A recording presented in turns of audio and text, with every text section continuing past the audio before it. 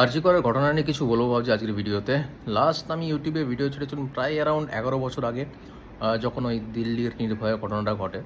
তারপর থেকে আর কোনো ইউটিউবে ভিডিও অ্যাসার্চ করা হয়নি। ইনফ্যাক্ট এখনকার যারা ইউটিউবার, তারা যারা আর কি ফেমাস হয়েছে সো কল্ড ইউটিউব ভিডিও করে করে, তার আগে থেকেই আমার একটা ইচ্ছে ছিল ইউটিউবে ভিডিও করা ছাড়া, কিন্তু দুর্ভাগ্যবশত ল্যাক অফ পারসিস্টেন্সি আর ইচ্ছের অভাবে আমি কিছুই করে উঠতে পারিনি।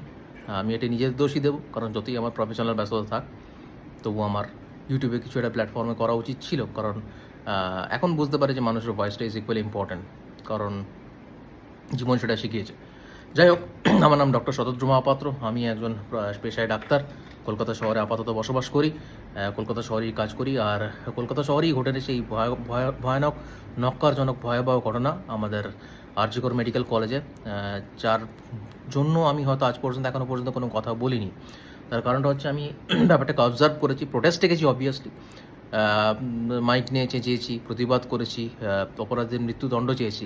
কিন্তু কয়েকটা কথা রিগার্ডিং এটা আমি বলতে চাই। তার কারণটা হচ্ছে একটা কথা যেটা আমি পার্সোনালি খুব বদার করে, সেটা হচ্ছে যে এখন ব্যাপারটা বিচারাধীন, সেই জন্য কোনো কিছু স্পেকুলেট বা আশা করা আমাদের উচিত না যতক্ষণ একটা ফাইনাল ভার্ডিক্ট বেরোচ্ছে। কিন্তু আমাদের যে এই সেক্সুয়াল ক্রাইম আমাদের দেশে যেগুলো হয়, তার একটা প্যাটার্ন তো আমরা দেখেছি। কামদুনি বলুন বা হাতরাস বলুন, whatsoever you take anything, ultimately at the end of the day কী হয়, ওই একটা কাউকে একটা স্কেপগোট বানানো হয়, তাকে ফাঁসি বা কিছু একটা সামান্য কয়েক বছরের খাটিয়ে বা হোয়াটস এভার ব্যাপারটা ডাইলুট হয়ে যায় at the end of the day.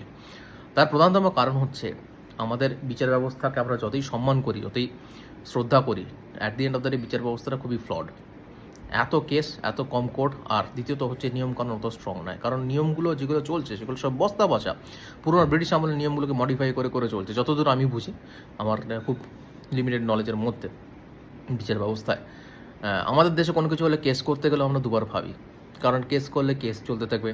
ওই সানি দেওয়ালের ফেমাস ডায়লগটা ছিল না, তারিখ পে তারিখ, তারিখ পে তারিখ, ওই রকমই হতে চলে, আর এর বাইরে কিছু হয় না। তো আমি খুবই পেসিমিস্টিক এই আরজিকর ব্যাপারটা নিয়ে। কারণটা আমি বলছি, ধরুন কথার কথা, আজকের দিনে সন্দীপ ঘোষ বা তার যাদের অনুগামী আছে, যারা এই কাজটার সঙ্গে অ্যাক্টিভলি রক্তমাখা হাতে জড়িত, তাদের ধরুন একটা ফাঁসি দেওয়া, একটা যাবজ্জীবন হোয়াটসএভার হলো, ঠিক আছে। কিন্তু একটা কথা বলুন তো, ফাইনালি যারা অ্যাকচুয়ালি পেছনে ইনভলভ ব্যাপারটার সঙ্গে, যে যে র্যাকেটটা বা যে সিন্ডিকেটটা বা যারা এই ঘটনাটার পেছনে মেন দায়ী, যে সোর্স পয়েন্টটা, যেটা কিংপিন যারা সো কল্ড এই র্যাকেটে, তারা কি কোনোদিন আদৌ শাস্তি পাবে? কোনোদিন পাবে না। এটাই আমাদের বিচার ব্যবস্থা, এটাই আমাদের মহান ভারতবর্ষ। এবং এটা পাল্টানোর জন্য প্রথম কথা আমার যেটা ধারণা, সেটা হচ্ছে যে আমাদের কনস্টিটিউশনাল চেঞ্জ আনা দরকার, আইন কানুনে চেঞ্জ আনা দরকার, এবং আইন কী করে কাজ করে সেটা চেঞ্জ আনা দরকার। সেটা কী করে হবে সেটা আপনারা ভেবে দেখুন। সেটা কোন গভর্নমেন্ট করতে পারবে, কোন ক্যান্ডিডেট করতে পারবে, কোন, যারা অবশ্যই হিন্দিতে উমিদবার বলে, ঠিক আছে, তারাও করতে পারবে। তাদেরকে নিয়ে আমাদের ভেবেচিন্তে একটা কনস্ট্রাক্টেড গভর্নমেন্ট তৈরি করা দরকার, রাদার দ্যান সো কল্ড এই টিপিক্যাল পার্টি ওরিয়েন্টেড ভোট। কারণ বিশ্বাস করুন, কোনো পার্টির, সব party at the end of the day, আমরা যেমন অনেক সময় বিভিন্ন দলের জন্য খেলে at the end of the day তারা ফুটবলারই, সেরকম পলিটিশিয়ানসরাও সেরকম বিভিন্ন পার্টির জন্য তারা লড়ছে, সব কিছু করছে, কিন্তু at the end of the day তারা কিন্তু পলিটিশিয়ানসই। একে অপরের সঙ্গে টপ লেভেলে বলছি বসে হাসি ঠাট্টা করে। এবং পলিটিক্যাল যে মেন সোর্সটা বা পলিটিক্সিয়ানদের আজকাল, এখন আগে টাকা আর পলিটিক্স আলাদা ছিল, এখন আস্তে আস্তে সেই বিভেদটা মুছে যাচ্ছে। তার প্রধানতম কারণ হচ্ছে এটাই মানুষের বেসিক নেচার। মানুষ করাপ্টেড হবেই, কারণ আমরা at the end of the day আমরা কিন্তু এখনও জন্তু থেকে ইভলভ করেছি। আমরা কিছুটা হলেও জন্তু এখনও আছি, কিছুটাও না, একটাই আছি। সেই জন্য যদি সত্যি পারফেক্ট একটা নন ডারউইনিয়ান একটা সোসাইটি তৈরি করতে চাই, বা যেখানে হয়তো সত্যি একটা ইভলভড একটা সোসাইটি আমরা পেতে চাই, তখন যেটা আমাদের করতে হবে, আমরা যে দেশগুলি এগুলো করতে পেরেছে সেই দেশগুলির থেকে অনুপ্রেরিত হতে হবে, এবং ডেমোক্রেসি থেকে মেরিটোক্রেসিতে বেশি ফোকাস করতে হবে।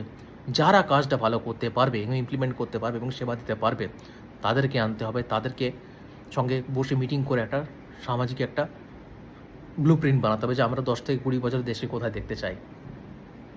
আমি নানা পলিটিক্যাল লিডারদের প্রতি অনেক বেশি আশাবাদী ছিলাম, তখন ছোটো ছিলাম, বুদ্ধি কম ছিল, কিন্তু এখন যত বড় হচ্ছি বুঝতে পারছি যে কেউ কিচ্ছু করবে না। সেই জন্য আরজিকর ব্যাপারটা আমি খুবই পেসিমিস্টিক। হ্যাঁ, একটা দুটোর ফাঁসি হলে হতে পারে, ম্যাক্সিমাম আমি বলছি, যদি বা হয়, ঠিক আছে, বা হয়তো যারা রঙে হাতও পাকড়া গিয়ে জিসকো कहते हैं না, যাদের হাতে রক্ত মাখা, তারা হয়তো ডেফিনেটলি শাস্তি পাবে। কিন্তু আসল যারা কালপ্রিট, আমি আবার বলছি, যারা কিংপিন, যারা বেসিক্যালি ব্যাপারটা যে সিন্ডিকেট বা র্যাকেটটা চালায়, তারা কোনো দিন ধরা পড়বে না। এবং তাদেরকে আমি আপনি সকলে চিনি, তারা অনেক ভালো সুখে থাকবে। আমি আপনি হচ্ছি বোকা চাষি, আমরা রাজা নই। কারণ এক, আমাদের হাতে পয়সা নেই, দ্বিতীয় হচ্ছে আমরা যতই শিক্ষিত হই, শিক্ষিত মানুষের এই সমাজে আর কোনো দাম নেই, এখন পয়সারই দাম। আরেকটা হচ্ছে আমাদের হাতে পলিটিক্যাল পাওয়ার নেই। কারণ পলিটিক্স বা নোংরা কোনো কিছু, এই যে লাইনগুলো এখন নোংরাই বলবো, কোনো জায়গায় যেতে গেলে খুব হীন মানসিকতার হতে হয় আজকাল। সেই সময় সুযোগ বা সেই সার্ভাইভাল ইনস্টিংক্টস না আপনার মধ্যে আছে, না আমার মধ্যে আছে। তবে হ্যাঁ, এটারও উপায় আছে, কী করে ঠিক করা যায় এটাকে, সেটা নিয়ে আজকে এই ভিডিওতে আমি বলবো না। তো সেটাই নিয়েই বলতে চাই যে এই অরিজিৎ সিংয়ের যে গান আর কবে আর কবে, আমি আবার বলছি আবার হবে, বারবার হবে। কারণ আমরা অপারক, আমরা হচ্ছে সেই ভেড়াগুলোর মতন যাদেরকে বড় বড় জার্মান শেপার্ড কুকুরগুলো চালনা করছে। মেটাফরিক্যালি বললাম, লিটল সেন্সে নেবেন না, আশা হারাবেন না। আমাদের পুরো দেশকে পাল্টাতে হলে কনস্টিটিউশনাল চেঞ্জ করতে হবে, মেরিটোক্রেটিক গভর্নমেন্ট আনতে হবে, নট ডেমোক্রেটিক গভর্নমেন্ট। আর এই পয়সাওয়ালা লোকজন যারা ইনফ্লুয়েন্সিয়াল, তাদের ইনফ্লুয়েন্স কী করে কমা যায় সেরকম বিল পাস করাতে হবে। এবং কয়েকটা ব্যাপারে স্ট্রিনজেন্ট হতে হবে ভারতবর্ষে। তার মধ্যে একটা হচ্ছে নারী সুরক্ষা। এরা এই প্রমিস যে করবে তাকেই গভর্নমেন্ট আনা উচিত, বাকিদের সবাইকে হাঁটাও, কোনো প্রয়োজন নেই। ভালো থাকুন আপনারা সকালে, লড়তে থাকুন আরজি করার জন্য।